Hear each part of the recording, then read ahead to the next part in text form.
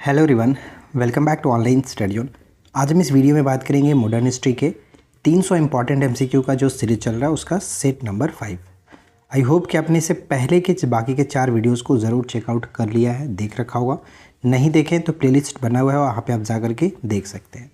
और इन सभी क्वेश्चंस को आप अच्छे से याद रखें क्योंकि इसका एक्सप्लेनेशन भी आप लोगों को हम प्रोवाइड करा रहे हैं, जो कि बहुत ही इंपॉर्टेंट है आने वाले सभी एग्ज़ाम के लिए। तो चलिए फिर शुरू करते हैं।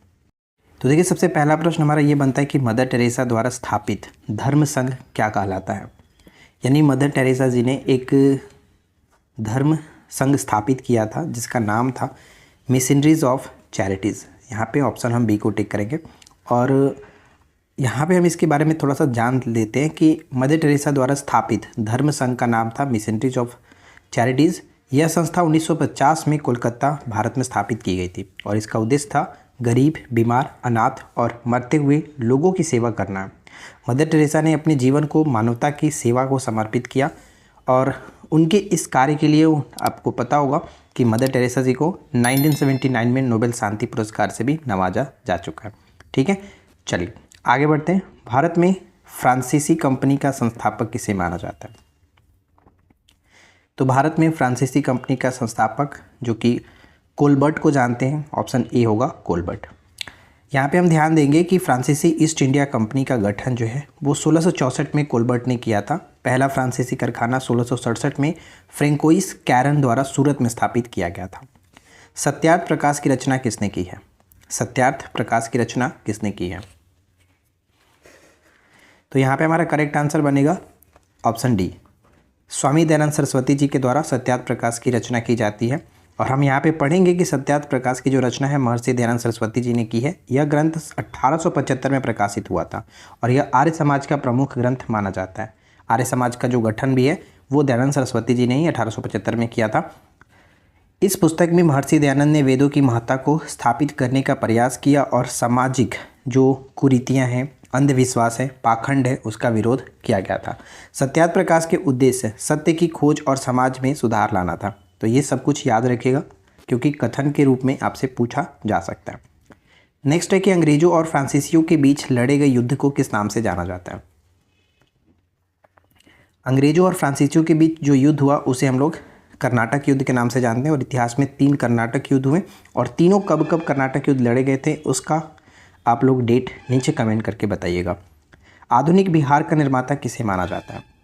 आधुनिक बिहार का निर्माता किसे मानते हैं? तो सच्चिदानंद सिन्हा जो है, अकॉर्डिंग टू ऑप्शन यहाँ पे ए को टिक करेंगे। सच्चिदानंद सिन्हा जी को आधुनिक बिहार के निर्माता के रूप में हम लोग जानते हैं। नेक्स्ट है कि किसने वर्ष 1921 में पहली बार पूर्ण स्वतंत्रता की मांग को उठाया था? पहली बार 1921 में पूर्ण स्वतंत्रता की मांग को उठाया था, वो कौन थे? तो करेक्ट आंसर बनेगा ऑप्शन डी, मौलाना हसरत मोहानी। ऑप्शन डी को टिक करेंगे, मौलाना हसरत मोहानी। यहाँ पे पढ़ेंगे कि हसरत मोहानी एक स्वतंत्रता सेनानी, उर्दू शायर और भारतीय राष्ट्रीय कांग्रेस के सदस्य थे। उन्होंने 1921 के अहमदाबाद अधिवेशन में पूर्ण स्वराज की मांग की थी, जो उस समय कांग्रेस के अधिकतर नेताओं के लिए एक अत्यधिक कट्टरपंथी विचार था। बाद में 1929 में लाहौर अधिवेशन, जो कि जवाहरलाल नेहरू जी के द्वारा आप जानते हैं, यह मांग कांग्रेस के आधिकारिक एजेंडे में शामिल की गई। नेक्स्ट आता है कि अगस्त 1923 में बनारस हिंदू महासभा के अधिवेशन की अध्यक्षता किसने की थी? अगस्त 1923 में बनारस हिंदू महासभा अधिवेशन की अध्यक्षता किसके द्वारा किया गया था? तो पंडित मदन मोहन मालवीय जी के द्वारा किया गया। महामना के नाम से इनको जानते हैं, तो डी करेक्ट हो जाता है। नेक्स्ट आता है कि हिंदुस्तान रिपब्लिक एसोसिएशन की स्थापना कब की गई थी? हिंदुस्तान रिपब्लिक एसोसिएशन की स्थापना कब की गई थी? तो इसका गठन होता है 1924 में, 1924 में। हम यहाँ पे पढ़ेंगे जिसे HRA के नाम से जाना जाता है। हिंदुस्तान रिपब्लिक एसोसिएशन की स्थापना 1924 कानपुर में की गई थी। इस क्रांतिकारी संगठन की स्थापना का उद्देश्य ब्रिटिश शासन के खिलाफ सशस्त्र संघर्ष करना और भारत को स्वतंत्र कराना था। इसका गठन राम प्रसाद बिस्मिल, जो कि इसके प्रमुख नेताओं में से एक थे, चंद्रशेखर आज़ाद जी, शिवराम हरि राजगुरु, सुखदेव थापर और अशफाक उल्ला खान जैसे प्रमुख क्रांतिकारियों ने इसमें भाग लिया था, यानी कि इसकी स्थापना के सदस्य थे। बहिष्कृत हितकर्णी सभा की स्थापना कब की गई थी? तो बहिष्कृत हितकर्णी सभा की स्थापना कब की गई थी? भीमराव अम्बेडकर जी इसके संस्थापक थे और इसका गठन किया जाता है 1924 में, ठीक है। 1924 में इसका गठन होता है, 1924 में। ऑप्शन सी को टिक करेंगे। अगला आता है उदारवादियों की कार्यपद्धति को किसने भिखमंगी राजनीति की संज्ञा दी थी? उदारवादियों की कार्यपद्धति को किसने भिखमंगी राजनीति की संज्ञा दी थी? तो ये जो संज्ञा दिया गया था बिपिन चंद्र पाल जी के द्वारा दिया गया। बी करेक्ट आंसर बन जाता है। निम्नलिखित में से किसने इंडियन नेशनल कांग्रेस की नरम दलीय राजनीति की व्यवस्था आलोचना में न्यू लैम्प्स फॉर ओल्ड शीर्षक लेखों की श्रृंखला में की है? न्यू लैम्प्स फॉर ओल्ड जो है शीर्षक लेखों की श्रृंखला में अरविंद घोष। अरविंद घोष ऑप्शन ए होगा। और इसके बारे में आपको बताना चाहूँगा कि न्यू लैम्प्स फॉर ओल्ड शीर्षक लेखों की श्रृंखला में इंडियन नेशनल कांग्रेस की नरम दलीय राजनीति की व्यवस्था आलोचना जो कि अरविंद घोष ने की थी। अरविंद घोष ने इस लेखों के माध्यम से कांग्रेस के नरमपंथी नेताओं की नीतियों और उनके संघर्ष के तरीकों की तीव्र आलोचना की थी। वे मानते थे कि केवल प्रार्थनाओं और याचनाओं के माध्यम से स्वतंत्रता प्राप्त नहीं की जा सकती है, बल्कि इसके लिए अधिक उग्र और सक्रिय संघर्ष करना आवश्यक है। अगला प्रश्न आता है कि 1854 में डलहौजी द्वारा शुरू की गई डाक अधिनियम किसके समय में सैनिकों को दी जाने वाली निःशुल्क डाक सुविधा समाप्त कर दी गई? तो ये समाप्त कर दी गई लॉर्ड कैनिंग के समय में, ठीक है, लॉर्ड कैनिंग के समय में। बेगम हजरत महल ने 1857 के विद्रोह का नेतृत्व निम्नलिखित में से किस शहर से किया था? बेगम हजरत महल जो थी उनका संबंध लखनऊ से था। यहाँ पे ए हो जाएगा करेक्ट आंसर। चलिए आगे बढ़ते हैं। नेक्स्ट आता है कि सम्राज्ञी विक्टोरिया ने 1858 की घोषणा में भारतीयों को बहुत सी चीज़ें दिए जाने का आश्वासन दिया था। निम्न आश्वासनों में से कौन सा ब्रिटिश शासन ने पूरा किया था? तो पूरा किया गया था कौन सा आश्वासन? तो रियासतों को हड़पने की नीति समाप्त कर दी जाएगी, ऐसा आश्वासन दिया गया था और इन्होंने पूरा भी किया। तो यहाँ पे ए बिल्कुल सही हो जाता है। कौन सा युद्ध ऑस्ट्रिया के उत्तराधिकार से प्रभावित था? कौन सा युद्ध जो है वो ऑस्ट्रिया के उत्तराधिकार से प्रभावित था? तो प्रथम कर्नाटक जो युद्ध होता है उसका जो प्रभाव रहा ऑस्ट्रिया के उत्तराधिकार से, तो करेक्ट आंसर ऑप्शन ए हो जाता है। और प्रथम कर्नाटक युद्ध कब से कब तक होता है? तो 1746 से 1748 तक ये चलता है, ठीक है, 1748 तक। फिर 1749 से 54 तक जो कि दूसरा कर्नाटक युद्ध होता है, और 1756 से लेकर के 63 तक चलता है तीसरा कर्नाटक युद्ध, जिसे सप्तवर्षीय युद्ध के रूप में भी हम जानते हैं, ठीक है। यहाँ पे हम पढ़ पाएंगे कर्नाटक युद्ध भारत में इंग्लैंड और फ्रांस के बीच 18वीं शताब्दी के मध्य अपने वर्चस्व स्थापना की कोशिश को लेकर युद्ध हुआ। ब्रिटेन और फ्रांस ने 4 बार युद्ध किए। युद्ध का केंद्र कर्नाटक के भूभाग रहे, इसलिए इसे कर्नाटक के युद्ध कहते हैं।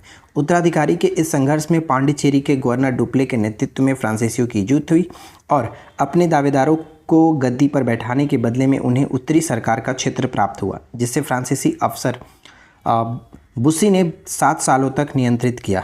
यह एला सापल की संधि के द्वारा समाप्त हुआ। यानी प्रथम जो कर्नाटक युद्ध था वो एला सापल की संधि के द्वारा समाप्त भी किया गया था। ये भी आपको ध्यान में रखना है, मैंने आपको ऑलरेडी ये सब कुछ पहले भी बताया हुआ है। ताना भगत आंदोलन किस वर्ष प्रारंभ किया? इन सभी टॉपिक्स पर भी मेरा वीडियो ऑलरेडी है, यानी अगर आप चाहो देखना तो कर्नाटक युद्ध सर्च करके देख सकते हो। आंदोलन और विद्रोह, जनजाति जो विद्रोह है उसको भी आप अलग टॉपिक्स देख सकते हो। तो ताना भगत आंदोलन जो है वो 1913-14 है, करेक्ट आंसर ऑप्शन सी हो जाता है। आदिवासी नेता जगत पिता जिसे धरती आबा कहा जाता था, इनका कार्यक्षेत्र कौन सा था? तो धरती आबा किसे कहते थे? बिरसा मुंडा जी को कहा जाता था और धरती आबा के नाम से इनको जानते थे, और ये रांची इनका कार्यक्षेत्र था, ऑप्शन बी। निम्नलिखित कथनों पर विचार करिए। तो पूछा क्या जा रहा है, 4 नाम यहाँ पे दिए गए। 1857 की क्रांति में उपरोक्त में से किसने भाग लिया था, ये पूछा जा रहा है। तो देखिए मौलवी अहमदुल्ला जो थे इनका संबंध था फैजाबाद से, ठीक है, फैजाबाद। नाना साहब और तात्या टोपे जो कि कानपुर से थे, और बहादुर शाह द्वितीय दिल्ली से। तो कह सकते हैं सभी ने भाग लिया था, तो डी करेक्ट आंसर बनेगा। 1857 की क्रांति के संबंध में निम्नलिखित में से कौन सा मिलान सही नहीं है? यानी विद्रोह केंद्र और संबंधित नेता। तो लखनऊ से तो हमने देखा ऊपर में बेगम हजरत महल सही है। बरेली से खान बहादुर खां करेक्ट है। इलाहाबाद से लियाकत अली थे, ये भी सही है। और फैजाबाद से बात करें तो अजीमुल्ला, ये गलत है। मैंने आपको बताया था इससे पहले वाली वीडियो में कैसे याद कराया था, अजीब फतेह करके आना। ठीक है। 1857 की क्रांति जब स्टार्ट होती है तो अजीमुल्ला के संबंध में अगर हम याद रखें तो इनकी वाइफ जो कहती हैं अजी आपको आना है तो फतेह करके आना, यानी फतेहपुर से इनका संबंध था। ठीक है, फतेहपुर से इनका संबंध था। और फैजाबाद से मैंने आपको बताया मौलवी अहमदुल्ला। ठीक है, चलिए नेक्स्ट आता है कि सबसे पहले पाकिस्तान की स्थापना का विचार की जो कल्पना है किसने की थी। सबसे पहले पाकिस्तान की स्थापना के विचार की जो कल्पना की गई थी वो चौधरी रहमत अली जी के द्वारा किया गया। यहाँ पे हम बी को टिक करेंगे। पाकिस्तान की स्थापना का विचार सबसे पहले चौधरी रहमत अली ने प्रस्तुत किया। उन्होंने 1933 में अपने प्रसिद्ध लेख now or never, are we to live or perish forever में पाकिस्तान का विचार पेश किया। इस लेख में उन्होंने उत्तर पश्चिम भारत में मुस्लिम बहुल प्रांतों के लिए एक अलग राष्ट्र की मांग की। पाकिस्तान नाम भी उन्हीं ने ही गढ़ा था, यानी चौधरी रहमत अली ने ही गढ़ा था। हालांकि बाद में मोहम्मद अली जिन्ना ने इस विचार को राजनीतिक रूप से आगे बढ़ाया और इसे एक व्यापक आंदोलन में बदल दिया, जिसके परिणाम स्वरूप 1947 में पाकिस्तान का निर्माण होता है। किस अधिनियम के तहत ब्रिटिश संसद ने ईस्ट इंडिया कंपनी के शासन को समाप्त कर भारत को सीधे ब्रिटिश क्राउन के अधीन कर दिया? तो ये किया गया था 1858 के भारत सरकार अधिनियम, ऑप्शन सी। ठीक है। दांडी मार्च के दौरान महात्मा गांधी के साथ सबसे पहले गिरफ्तार होने वाले व्यक्ति कौन थे? दांडी मार्च जो कि 12 मार्च 1930 को स्टार्ट होती है और 6 अप्रैल 1930 को समाप्त होती है। और इस दौरान गांधी जी के साथ सबसे पहले गिरफ्तार हुए थे अब्बास तैयबजी, ऑप्शन सी अब्बास तैयबजी। भारतीय स्वतंत्रता संग्राम के दौरान काकोरी कांड किस वर्ष हुआ? काकोरी कांड अपने आप में एक बहुत इंपॉर्टेंट घटना थी। 1925 की ये घटना है, 9 अगस्त 1925 का, जिसके जो प्रमुख नेता थे राम प्रसाद बिस्मिल जी थे। तो यहाँ पे ऑप्शन बी को टिक करेंगे। ठीक है, बी करेक्ट है। नेक्स्ट आता है कि किस सिख युद्ध ने विद्रोही राजकुमार खुसरो की सहायता धन एवं आशीर्वाद से की? वो कौन थे? तो गुरु अर्जुन देव, सिखों के 5वें गुरु थे गुरु अर्जुन देव जी, और इन्होंने विद्रोही राजकुमार खुसरो जो थे इनकी सहायता धन और आशीर्वाद से की थी। तो ये क्वेश्चंस कई बार पूछा जाता है, याद रखिएगा।